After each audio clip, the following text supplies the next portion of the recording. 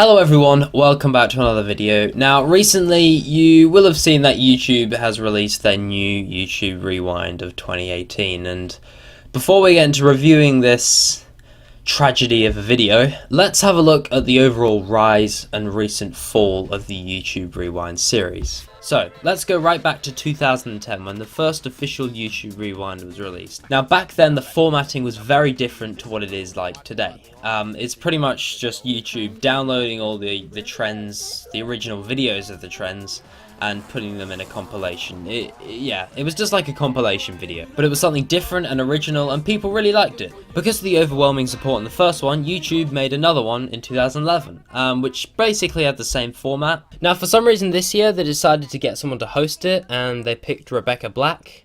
I don't know why, because she literally released the most disliked video on YouTube of that time, but they did anyway. And it was kind of like set as like a top 10 list, and she picked her own video as the best video of 2011, which didn't go down very well. Rewind 2012 was very like the format of what it is today. It contained all the relevant creators and trends. Instead of just a compilation of the original clips, YouTube kind of recreated it and chucked in some of the creators of that year, and people absolutely loved it. It was something very original. It was something that only YouTube could pull off, and was overall really well received. However, there was still one major complaint about this rewind. Recently, PewDiePie that year had become the top YouTuber, and he wasn't in it. Why they didn't put him in it, I don't know, but they just didn't, and people were quite angry about it. Which brings us to YouTube Rewind 2013, which was actually very good and the second most liked YouTube Rewind to date. And this is because YouTube actually listened to their community. As I said before, everyone wanted PewDiePie and they added PewDiePie in it. Thank you YouTube, you listened. Good job. Also, this rewind was much better than the last one. It was a huge improvement. It was longer, had more creators, and a much higher budget. And people actually thought it was really cool, and everyone wanted to be in it. All creators were excited to see if they would be in the next rewind. It was a really cool thing. And it was safe to say that the YouTube Rewind series was on the rise. Now, 2014. This one was amazing. Personally, I think this one was the best YouTube Rewind that was ever created. And I don't think I'm the only one who thinks so, as well, as the like to dislike ratio was the smallest it had ever been, showing that the people who watch YouTube liked it the most. And also, on years 2010, 2011, 13 and 14, YouTube literally have a link that comes up on the screen which links it to 2014. So if I'm honest, I think even YouTube knows that this year was the best. Now, there was many reasons for this.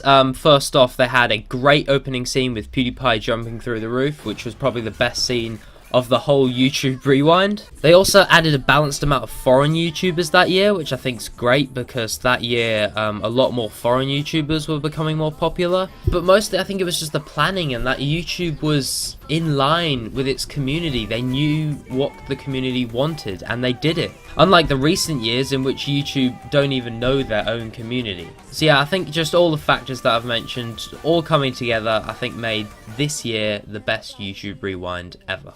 Alright, 2015. Now 2015, it was still really good. It just wasn't as good as 2014. It still had really cool effects, a really high budget, everything like that. Loads of YouTubers in.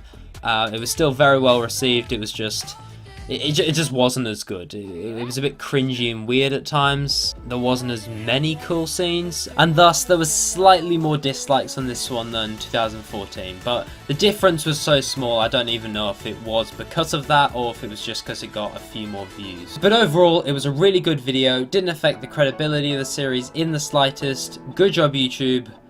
Now, let's move on to 2016. Okay, so this year, unfortunately, I will have to say, this was the year that it started to go downhill. It was alright. It was a bit more weird, a bit more cringy, but it was alright. Alright, that's the way to describe it. It wasn't really good, it wasn't really bad, it was alright. Now, there were a few cool parts, but there weren't really any defining scenes that just set out from the other ones. It wasn't as well written. Also the fact that the pineapple pen guy, which was probably the most hated meme of that year, got more screen time than anyone in the whole video, which I think kind of annoyed people. However, I don't think the video damaged the credibility of YouTube or the series. I think people were just like, okay YouTube, it was alright, just don't make it worse. Unfortunately, that wasn't really the case. Okay, 2017. Now this video wasn't just alright, this video was bad. I actually disliked it. It was probably the first YouTube Rewind I actually disliked. Firstly, there was no PewDiePie. Okay, now I know he did some controversial things that year, but I would say pretty much all the publicity, or the bad publicity, wasn't from actual people. It was just from the media blowing stuff out of proportion to try and give him a bad name. Now, I get why YouTube did it, but by YouTube not featuring him in this year, it kind of demonstrated that YouTube Rewind wasn't a cool thing that YouTube does to celebrate its creators and trends of that year. It basically just shows it's an advertisement. As if it wasn't an advertisement, they'd be like, oh, we don't really care if someone's slightly controversial's in it, but by them saying, we're not going to put you in because you did these controversial things, it's just demonstrating that this video is an advertisement and not a celebration like they try and portray to the creators. Also, they added a lot of YouTubers that everyone hated, okay? For example, this atrocity of a human being that is the most unfunny person and literally anyone above the age of 12 completely hates. Jake and Logan Paul, I don't really need to explain that one. And these people that were put in prison for child abuse and neglection. Yeah. Nice one, YouTube. Also, this was probably the first Rewind that kind of had like a slow part where they talked about a message and about how great the YouTube community was. And if I'm honest, this was probably the worst year they could have done it, as the community was at its worst, I would say, this year. As 2017 obviously featured the adpocalypse, in which thousands of creators ended up earning near to nothing from ads, and the community, it was a complete mess of drama. It wasn't good. Why YouTube decided to talk about this message of how creators are all coming together and are all happy, it was a really bad idea, and it was not received well in the slightest. Now, there really wasn't much I could actually praise about this. I would say the only cool scene was KSI with the fidget spinner and the Kendrick Lamar. Why they used KSI, I don't know, as he quit YouTube for half the year. But, you know, at least it was a cool scene. But yeah, I think that was the only good thing about that video. And, oh yeah, and everyone thought that like, the polls would be irrelevant, and then they would bring PewDiePie back for the next year. So everyone was hopeful that the next year would be a huge improvement. Boy, were they wrong. YouTube Rewind 2018. Oh my gosh. This one was a complete disaster. Words cannot describe how bad this one was. It was like YouTube listened to all the complaints from the previous year and enhanced them. Now, again, PewDiePie wasn't in it, and okay, I get why they didn't put him in last year, but he didn't do anything controversial this year. He was fine the whole year. Not also did he do nothing controversial, he was probably the most relevant person of this whole year. And if you talk individual views per video, for someone who uploads every day, PewDiePie is by miles higher than every other YouTuber on the platform. So why is he not in the video? He didn't do anything controversial, and he's the most relevant person of this year. And they still don't put him in for some controversy he did last year. And talking about relevant YouTubers, the YouTuber who got the most screen time this year was Eliza Koshy.